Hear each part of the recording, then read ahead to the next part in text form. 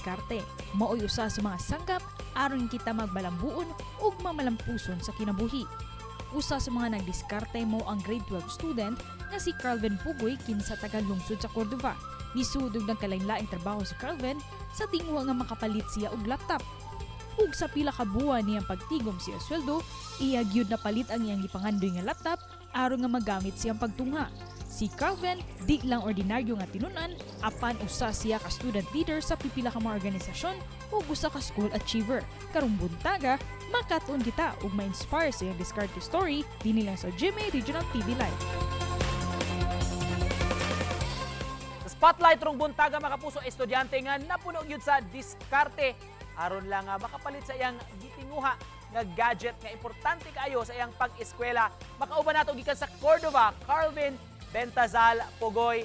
Maayong buntag ug welcome sa GMA Regional TV Live, Carlvin.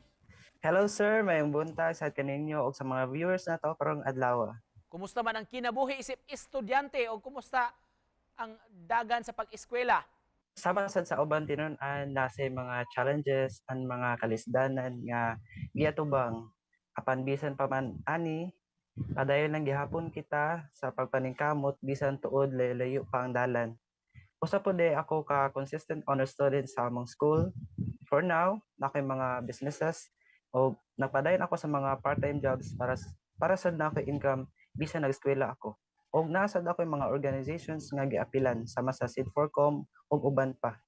Yes, Carlvin, we learned nga nagtrabaho ka ubay-ubay gid nga mga sidelines sulod sa pipila ka buwan aron nga makapalit og laptop. Can you share to us this experience nimo? Ang trabaho nga akong gitrabahoan is lemonade service crew ko adto and kanang nasa pa yung mga businesses which is tubigan gamay-gamay lang maka-income ko and uban pa nga lapida makers mabuhat sad kami lapida without ning orders og kanang mo deliver kog mga cake which is bisag ginagmay lang makatabang og tigom kanako para makapalit ako og laptop. Pila man ang na-income nimo sa imong mga sideline o sa imong mga ginagbay negosyo? So far weekly is mga 2K ka pen and monthly is mga at least 10K. Carlvin, unsa may sikreto giunsa nimo pag-manage sa imong oras ining daghan-daghan gyud kay gigipang buhat? Pamaagi sa pagdisiplina sa kaugalingon and fix sa akong kaugalingon nga kanang matarong og pagdala ang mga butang. Unsa may nakapamotivate nimo, Carlvin, nga mopadayon gihapon bisan kon kapoy na nga ubay-ubay gyud gihapon ang imong gihimo matag adlaw nga matrabaho? Pangandoy.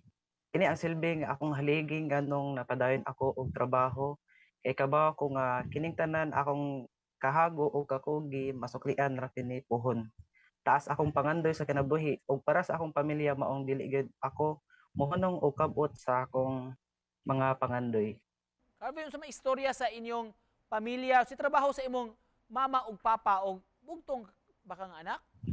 Akong papa sir is kanang motor ka driver siya and akong mama is manihiay na for 2 decades kapin nasa sa amon na nahi and ako mapasalamaton sa tanan kanilang kahago bisan pa man og nagkalisod kami dili gayud sila kapoy mangitag pamaagi nga mamaayo among kahimtang. Very thankful kaayo ko sa akong mga pamilya kay sila ang reason nga nung strong kay ko karon og naningkamot nga makabot akong mga pangandoy. Lima kami ka mga igsoon, ako ikaupat, duha na lang kami nag-eskwela og akong uban mga igsoon gatrabaho na karon. Balik ta imong palitonon nga gadget, pila ka buwan nimo nga pagtrabaho aron nga makapalit ka gyud kag laptop? So far mga April ko nagsugod. So mga 3 months siguro. 3 months kapin bago na ako napalit akong So, laptop. Carlvin, posible ra gyud nga makapalit kag laptop kay nakatigom ka naman. Nasa ko yung mga gigastuhan. So far, disiplina gyud sa ako galingon og kanang control sa kwarta unsa nimo pagkontrol and kanang mangitag pamaagi gyud nga unsaon gyud pagpangita og mga maka-income ka, start og business bisan ginagmay lang kay kung naa gyud kay pangandoy makaya ra gyud nimo. Sa panahon nato karon, Carlvin, unsa may matambag nimo sa mga estudyante nga naglisod financially? Ang akong matambag sa generation karon sa mga tinun-an nga galisod financially is to look for ways nga makakitag income bisan ginagmay lang. Grab every opportunities, kugi og paningkamot ug dili gayud mawadad og paglaom. And to close this, Calvin, mga imig advice nimo, message sab nimo nga gusto nimong i-impart sa atong mga viewers. Pangandoy og taas kay ang kinabuhi usara. Kabuta imong mga pagandoy, dili pa ulahi ang tanan. Daghang salamat sir sa oportunidad nga maka-inspire sa uban ug maayong buntag once again. Daghang salamat sa pag-uban namo karong buntaga, Calvin, paghatag og tips along sab sa atong makaigsuonan ug bagiyahan atong mga estudyante. Calvin Pugoy, mga kapuso, gikan sa Cordova. Thank you.